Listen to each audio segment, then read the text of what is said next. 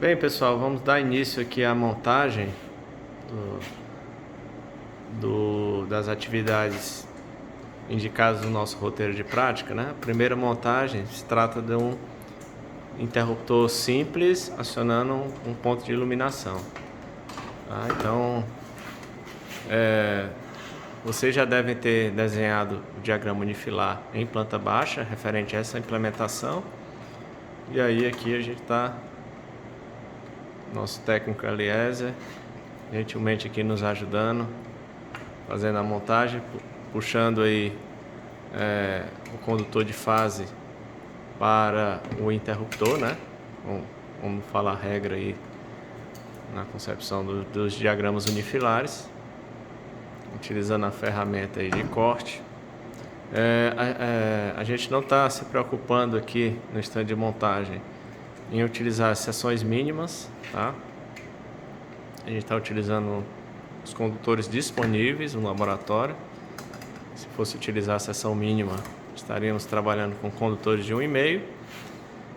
E a questão das cores, né? Estamos seguindo aqui fielmente com relação ao condutor de fase. Não existe restrição de cor, a não ser ele não ser igual a cor azul ou verde, né? Então, aliás, aí passou o primeiro condutor diretamente para o interruptor simples, condutor de fase. Agora está fazendo a conexão do condutor neutro no barramento de neutro, né? Do mesmo circuito.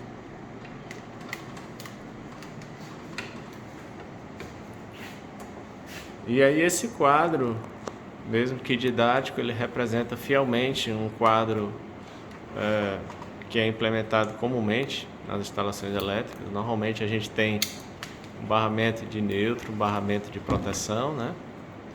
Barramento de proteção, barramento de terra, que a nomenclatura a gente chama na norma é barramento de proteção. E aí o condutor neutro, né, por regra aí, na elaboração do diagrama unifilar, ele vai direto para o ponto de luz, né? A gente aqui está utilizando um receptáculozinho para conectar um ponto de luz.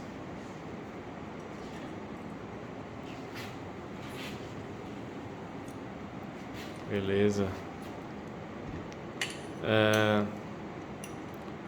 Um outro detalhe que a gente deve destacar é que, mesmo se tratando de um circuito de iluminação, a gente deve também passar o condutor de proteção, certo? Então, o condutor de proteção ele vai ser conectado em alguma parte metálica não energizada, geralmente numa luminária metálica, para evitar, por exemplo, numa eventual falha de isolação, proteger o usuário que realiza contato com essa luminária.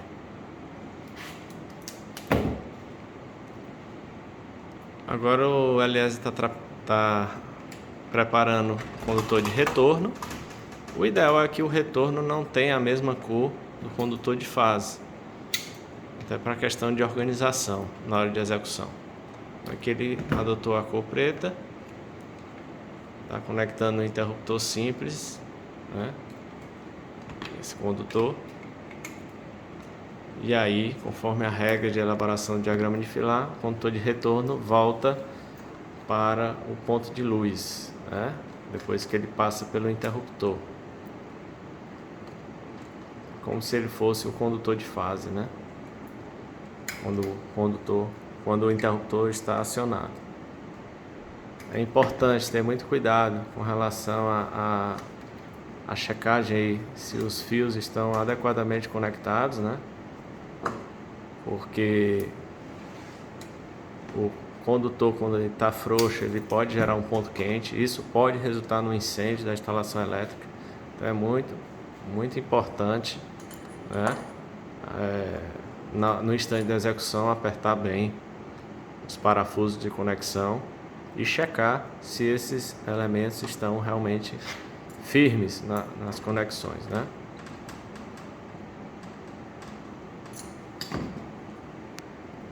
Aliás, aí checou, tudo firme. Tá faltando aí o condutor de proteção.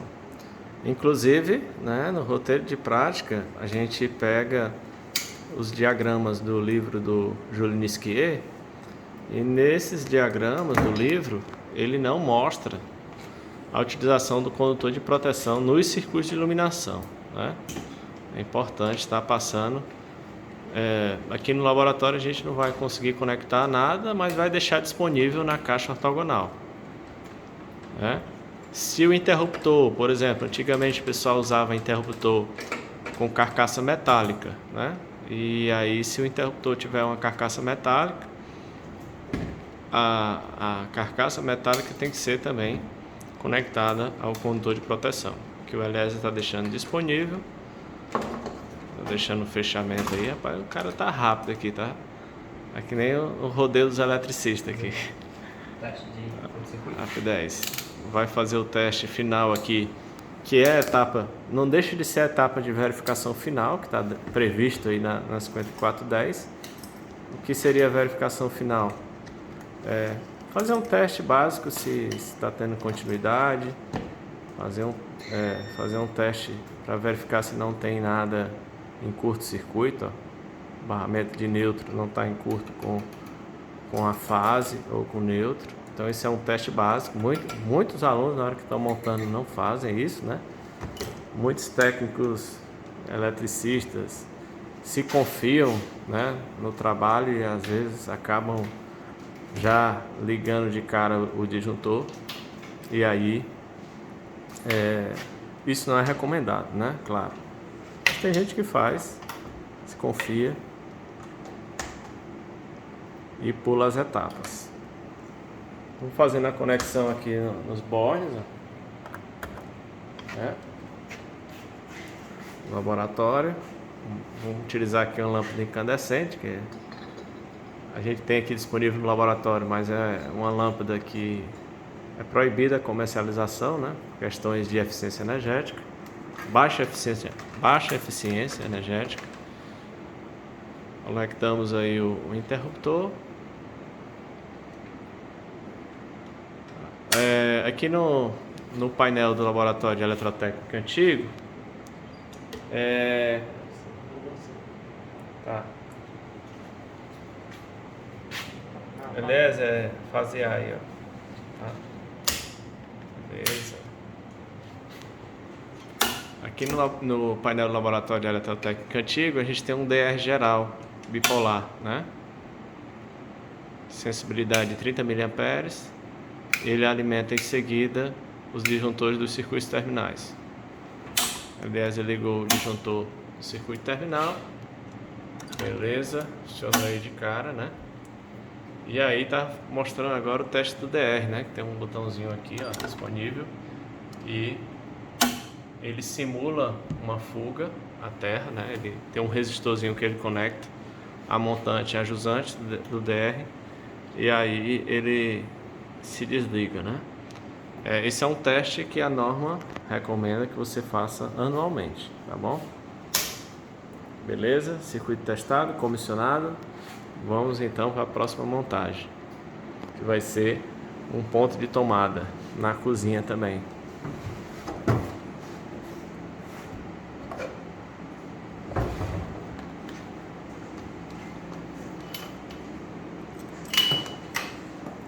A montagem do circuito de tomada é bem simples, né? Porque pelo diagrama unifilar os cabos vão direto ao ponto de tomada ou aos pontos de tomada. Lembrando para ter cuidado com relação às cores dos cabos, né? E ter cuidado com as seções mínimas, né? Que a 5410 determina pela tabela de seções mínimas a seção de 2,5 mm² para condutores que alimentam os circuitos de tomada.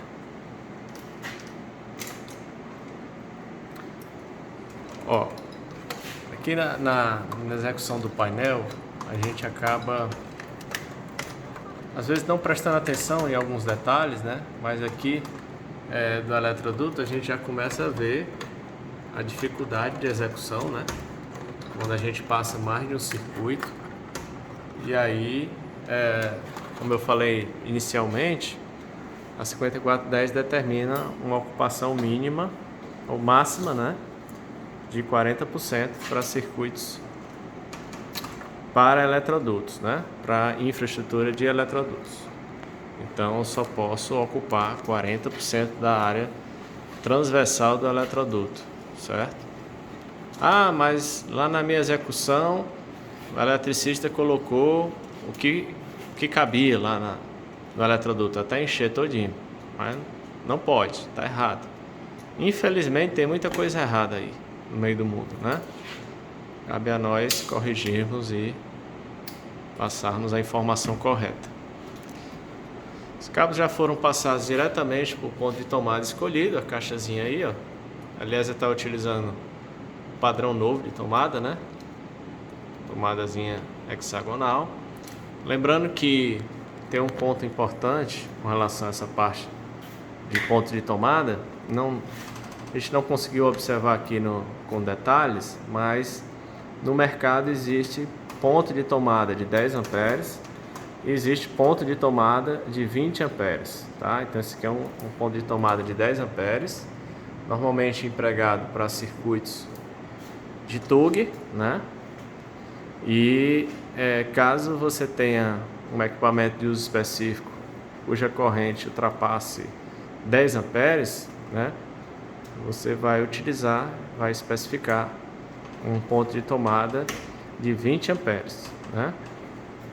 Então é interessante também que normalmente os equipamentos sempre, para os equipamentos que possuem corrente nominal acima de 10 amperes, o próprio plug, né, macho, né, que a gente chama, o próprio plug de conexão na tomada, ele não vai caber na tomada de 10 amperes. Então vai ser necessário a instalação de um ponto de tomada de 20 amperes para que ele possa conectar. Então essa é uma vantagem do modelo de tomada do padrão novo, né? Então você tem essa proteção, né?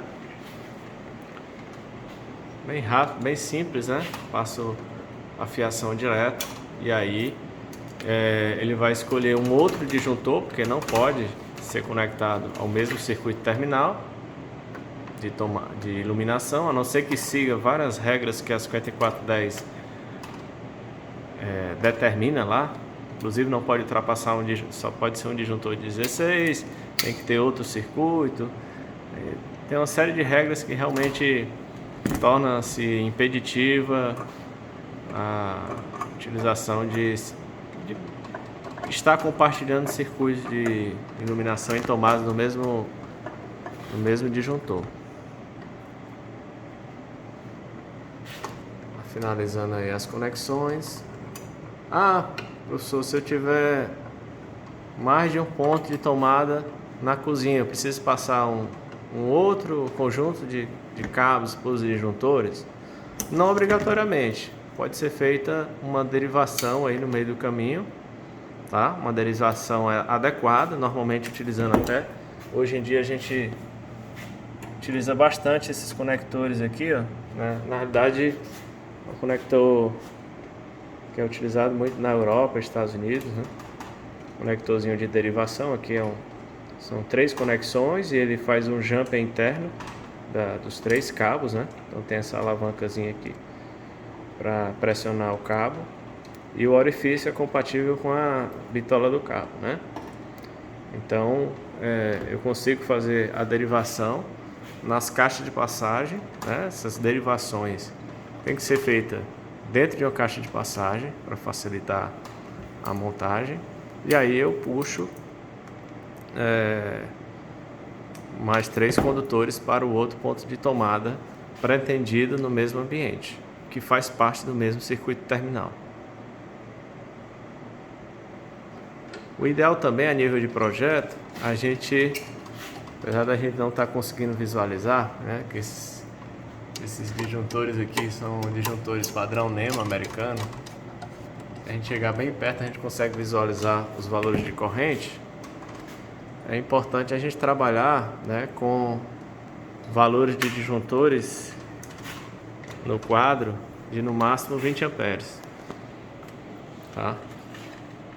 Isso para não trabalhar com seções de cabo muito elevadas. Aliás, aqui tá terminando a conexão. Tá conectado no segundo disjuntor, tá? O segundo disjuntor seria o circuito de tomada na cozinha. Vai fazer o teste aqui de continuidade, ver se não tem nenhum curto-circuito. Testezinho básico, né? Para evitar algum imprevisto na hora da energização, o disjuntor disparar e vocês tomarem um susto aí na hora de montar, né?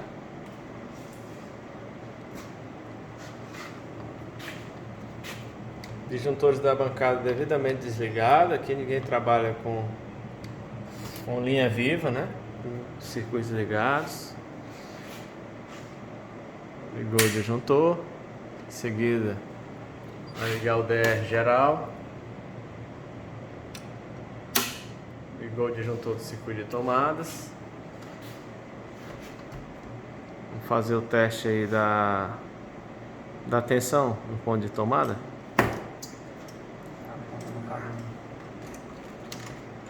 Vou pegar aqui o outro multímetro.